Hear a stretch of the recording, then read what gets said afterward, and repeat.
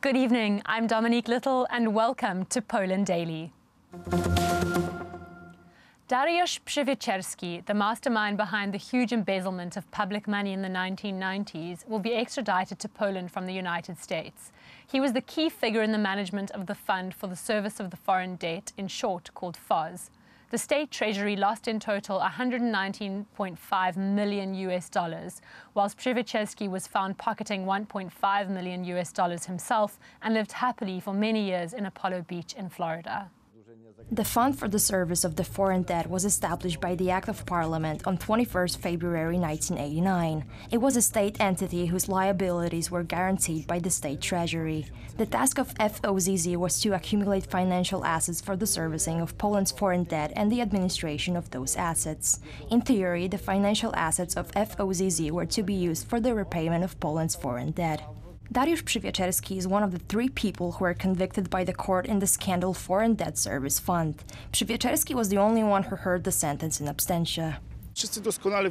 Everyone knew where he was, what his address was, but nobody did anything about it. Oddly enough, neither the prosecution nor the courts were interested in it. The FOZZ scandal is called the mother of all scandals. The Foreign Debt Service Fund was set up by the law for 2 months before the roundtable discussions for servicing the debt created by Communist Poland. The fund received huge subsidies from the state treasury. The United States has decided to give Poland a giant source of information on the intricate relations of the communist and post-communist dealings.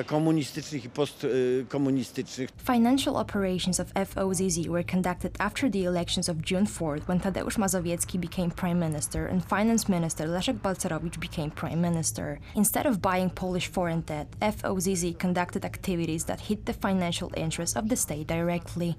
At that time, over $100 billion, equal to over 100 billion Belgian francs, and over a dozen other currencies flowed out of Poland to tax havens. Now not a lot, but in those days it was huge money. The head of FOZZ was Grzegorz Rzemek, a collaborator of the communist military intelligence. And he ran the fund and the money went outside of Poland.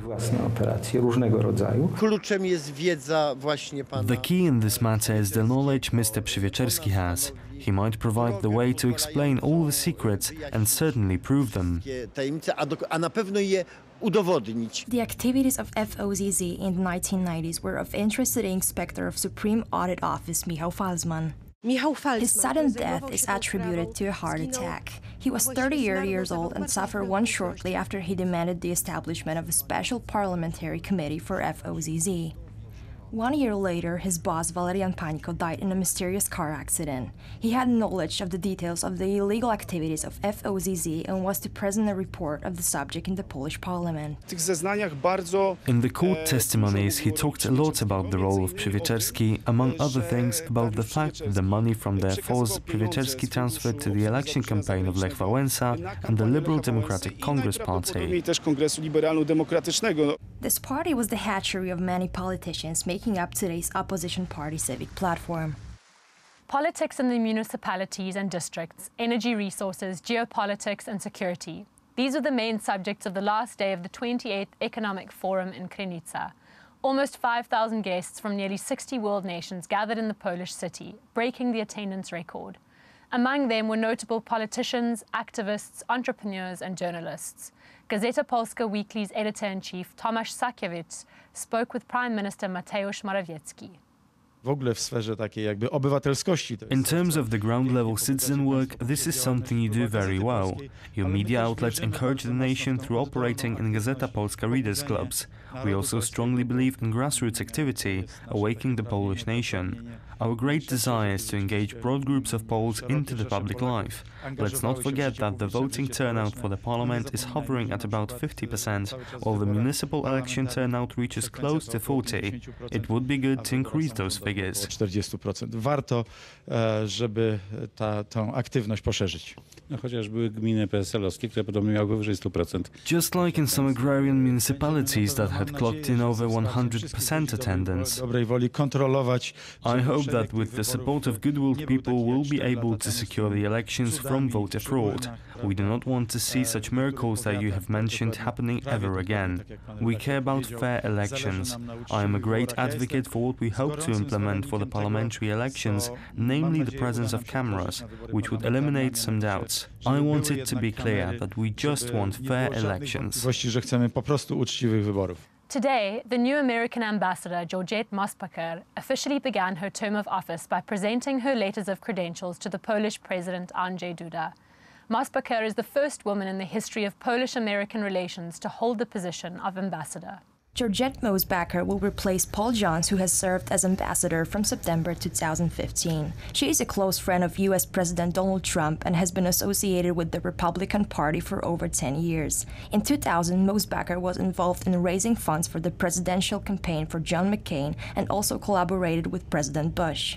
In 2016, President Barack Obama nominated her to the Advisory Committee of Diplomacy. In June, many comments arose during a hearing in the US Senate as Mosbacher claimed that the rise of anti-Semitism in Europe is caused by, among others, an amendment to the Act on the Institute of National Remembrance. Her words were met with strong opposition from the Polish diplomacy. Of course, Mrs. Mosbacher is a political ambassador, she's a Donald Trump's very close friend, and it is very important. She can call the president practically at any time, she has direct contact with him, President Trump was a frequent visitor in her house, and this is a very powerful asset for the ambassador. We have to remember that Mrs. Mosbacher is a person with very strong convictions.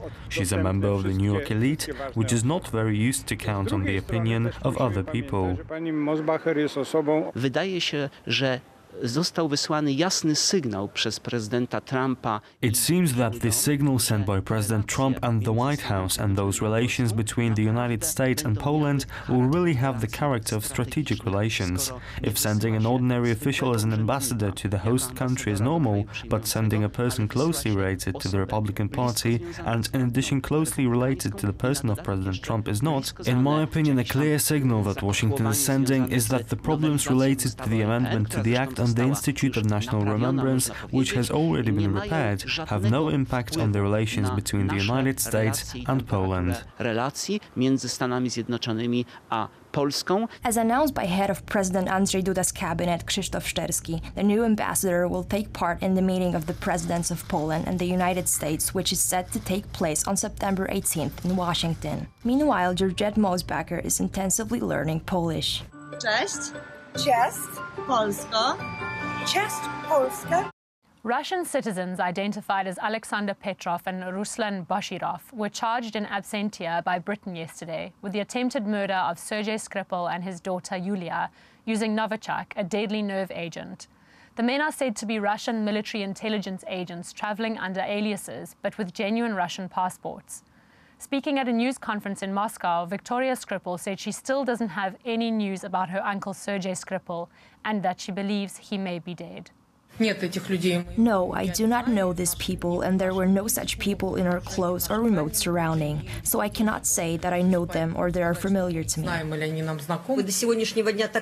Till today, we still do not know the real names of these people, because even the British side says they are not sure that those names belong to those people, and I believe they may also be not sure if they are Russian citizens. There